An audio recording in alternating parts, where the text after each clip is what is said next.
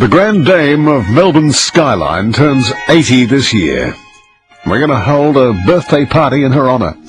The Manchester Unity building marked many firsts in our city. The first escalator, the first geared elevators, the tallest building in Melbourne when constructed, and even the first to introduce air conditioning and mail chutes. The building created work for people suffering during the worst economic period our country had ever known.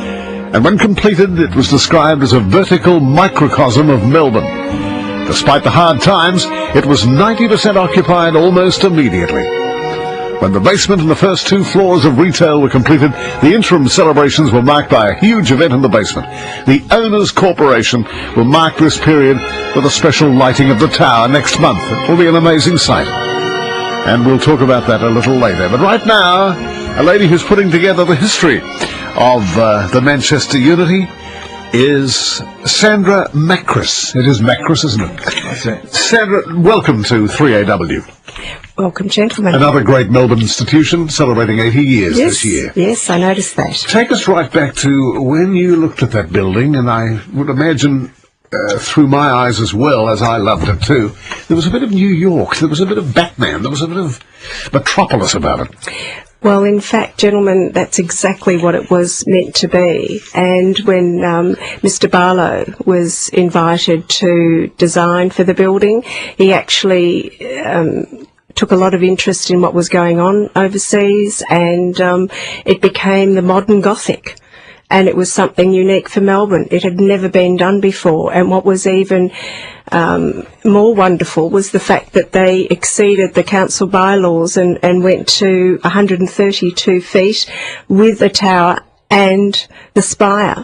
And it was poo-pooed back then, but they got away with it. And, of course, then they lit the tower during the opening, and it's still here 80 years later. Does somebody live in that tower? No, you mentioned that earlier. Yes. Yes, it was. When it was strata titled, somebody did move in, and that's when they lost a lot of the original features inside. Oh. But then when the 11th floor and the 12th floor were purchased by who now is the Owners Corporation chairman, Dr. Keir Bagush, he actually meticulously restored everything, and it's a credit to him, his vision, everything that he's done for that building. Is it occupied, or like fully occupied? It's now specialist services for dental work. Yes. Oh, well, it's gone from hairdressing to jewellers. Yes.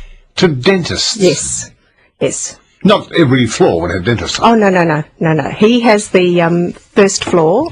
People might walk past and see Smile Solutions. Yes. And he actually first bought into that building in 2003. And when I went in and had a look at what he had done there, I actually had to take a breath, because it was like stepping back in time. I actually felt like I was back in the 30s. And it's just... It really is an iconic building. The boardroom is spectacular. Probably the best Art Deco that I've seen in Australia. Yes. For your listeners, they actually built the 6-metre long boardroom table in situ with rosewood, and then they had to almost crane in the single piece of glass, and they produced these amazing chairs that had the Manchester Unity emblem. And I don't know if you realise, but the boardroom table and the chairs are heritage listed. Are they really? And of course the whole building was built in double quick time during the Depression, wasn't it? Yes, that's the amazing thing about this building. It sort of promotes the can-do attitude of our forefathers, who had the vision to actually create a building in less than a year. Every floor took a week. They employed 1,500 people directly who would line up the streets to get a job, and it was just ingenuity and commitment and pride, and it was actually built by the order, the Manchester Unity IOOF order that dated back to 1840. It was a friendly society, and they had 28,000 members, and how they actually built it was 9 pence each from them every week went towards that construction. And it's just to read the history that was written by IOOF and then later on Mr. Bill Hitchings is just wonderful. But that only tells some of the picture. And we don't know a lot about the building after 1980 because it's more modern now. But also the stories. Who were the people who actually constructed the building, designed the building? We need to know more about their stories, and that's what we're trying to do now. Didn't I read somewhere that they found a pair of shoes? Ah, yes. Behind a trapdoor, dusty and... Yes. The workmen's boots, they were found during the renovations of the 11th floor. We need to find the story of those workmen's boots. Why did they end up in the cavity? What drove somebody to put them there? And we need to find that for our own story, our own part of Melbourne. It's like a time capsule, isn't it? It really is like a time capsule, but we need to trace back who owned those shoes. It would be wonderful if either the Herald Sun or the Age could take a photo of them. I get goosebumps every time I look at those shoes. I know there's an important story behind those shoes. But you don't expect to find that. And No. here they were, just sitting there. It's just, Melbourne is just full of stories. It really is. And something we should be very proud of, because not many of the other cities have that heritage and that history. That's right. The Manchester Unity. After 10, I'd like you to stay if you could, Sandra, and we'll field some calls from people who have some sort of link with that wonderful dame, that greatest of buildings in Melbourne. Yes. Somebody who worked there, somebody's mum who worked there. Yes. As a kid, you might have been an errand boy, or you were a jeweller or a hairdresser.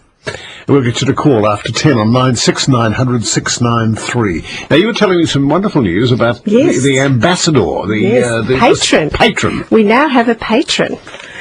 One reason why we're wanting to write this book and get it out into the community is to help raise funds, because the beautiful facade that really epitomises everything that is Melbourne, and that is excellence in architecture, the integrity of the work. It's a beautiful example of